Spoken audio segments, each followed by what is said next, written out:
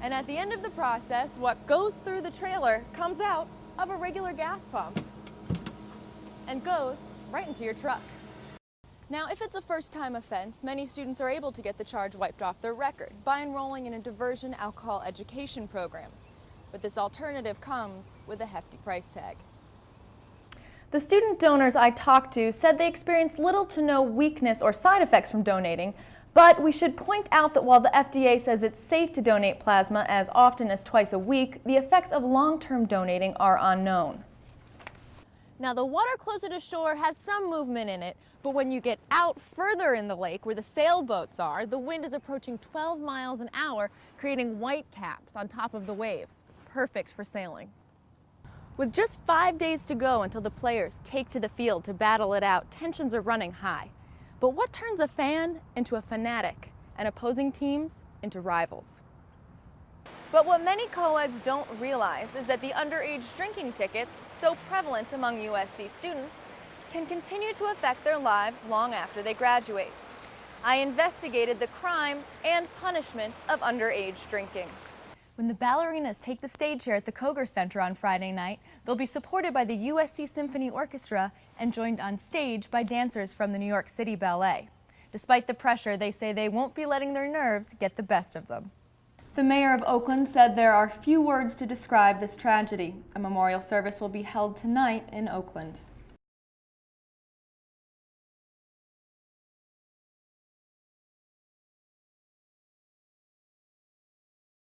It's a bustling night at Market Street Saloon. The beer is flowing, waitresses are dancing, and patrons are on their smartphones. If you want a song request played, log on to milkshake.fm. Chris Clark is testing out milkshake.fm, a new mobile application he created with Matt Arute. It's a collaborative music playlist controlled on a smartphone, allowing patrons to choose the songs that will be played and to vote songs up or down on the playlist. Simply put, it's a jukebox for the new millennium. Get out your phones and log on. This is the culmination of months of work, Your chance to be the jock for the night. and its success was in jeopardy just the day before. I'm a little bit stressed out. We just had a major bug that almost caused a crisis and would have had to cancel the rollout of this application tomorrow, but got through it and it seems to be working now. One little mistake can affect the entire product, and all it takes is one mistake tomorrow, and it can make the entire thing a flop. Clark and Arute are part of a new breed of entrepreneurs, those looking to make it big with mobile applications, what many see as the next wave in industry. USC professor Duncan Buell agrees. There are lots of people making a lot of money on mobile apps. Mobile apps are the biggest growth right now in the software industry. Everything is converging on something like an iPad. Last year, Sean Sullivan saw a big opening in the mobile marketplace. He left his position as the chief technology officer at software giant Blackbaud and founded Electric Plum. And the internet was brand new, and every business needed a website all of a sudden, but no one knew how to do it.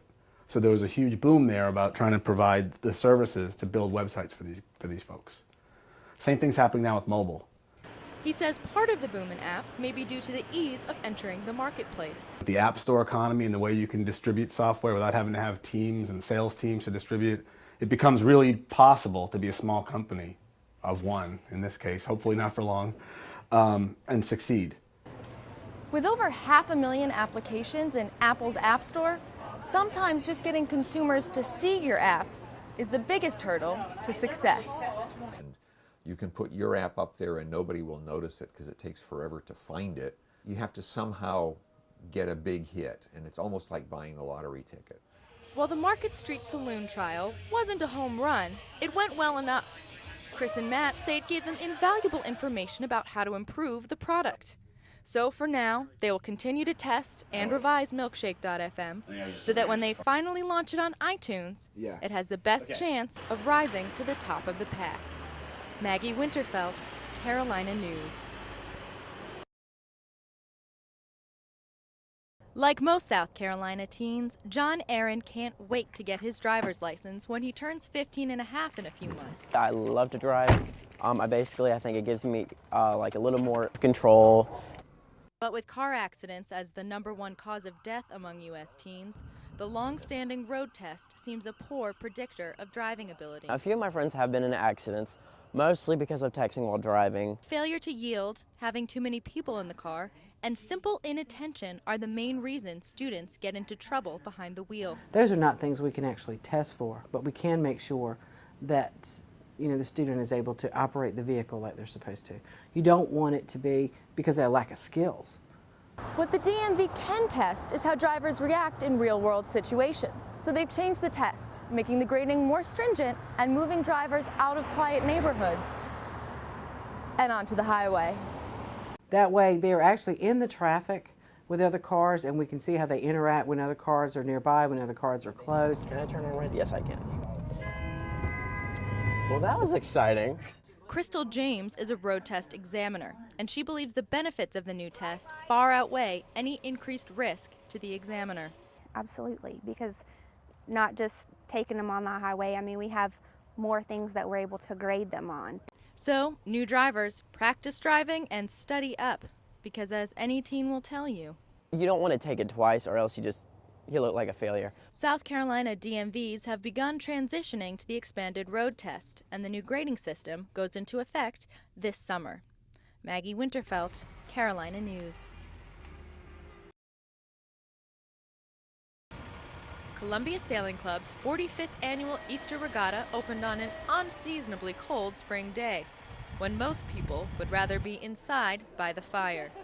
But not these people. You know, if there's wind, it can't be too cold. These sailors were called to the water for the holy holiday weekend. Their sanctuary, Lake Murray.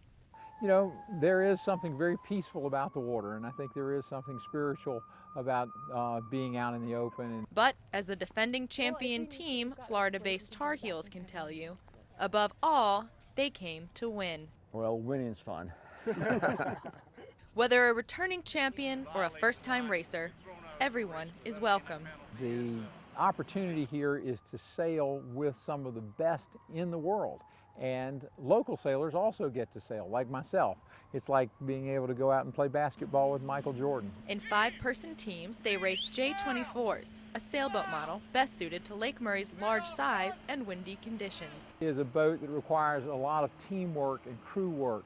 It's been likened to NASCAR racing, but the pit crew is with you. As the racers head out to their starting marks, the weather conditions become favorable.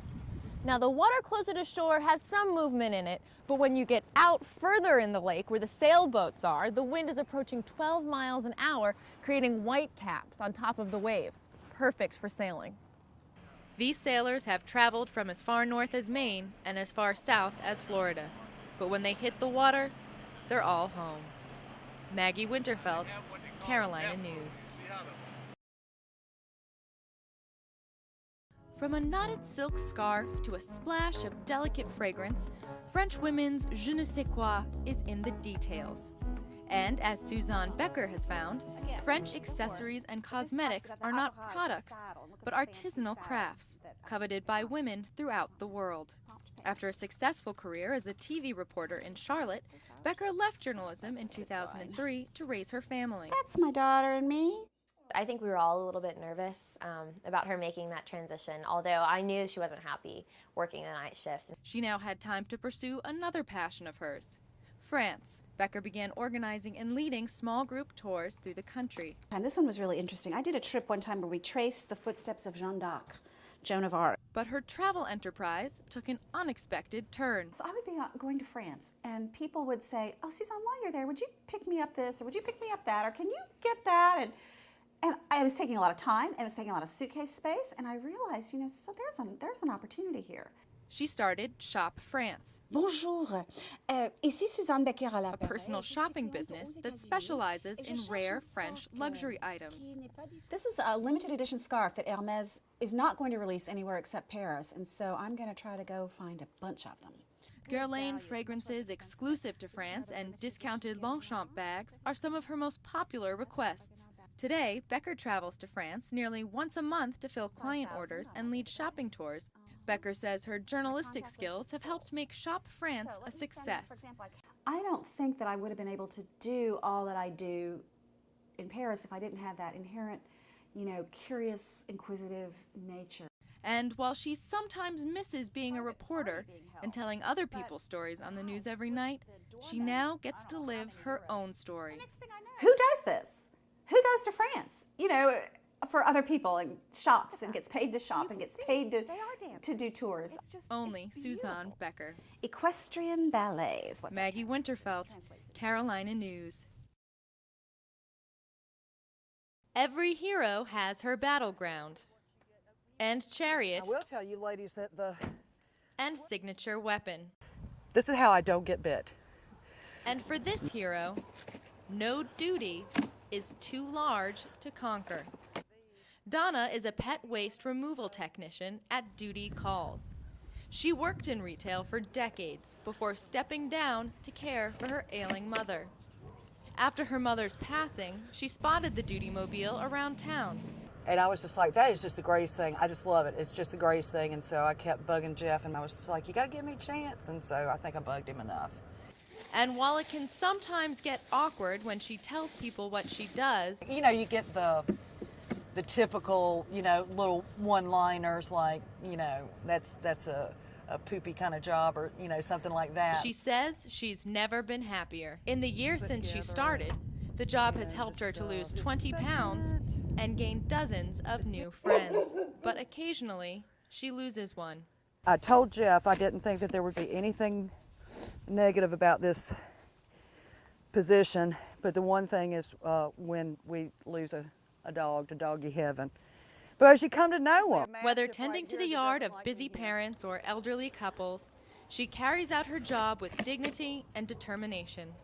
With a smile and a garbage bag, Donna is living her calling, one scoop at a time. Maggie Winterfeldt, Carolina News.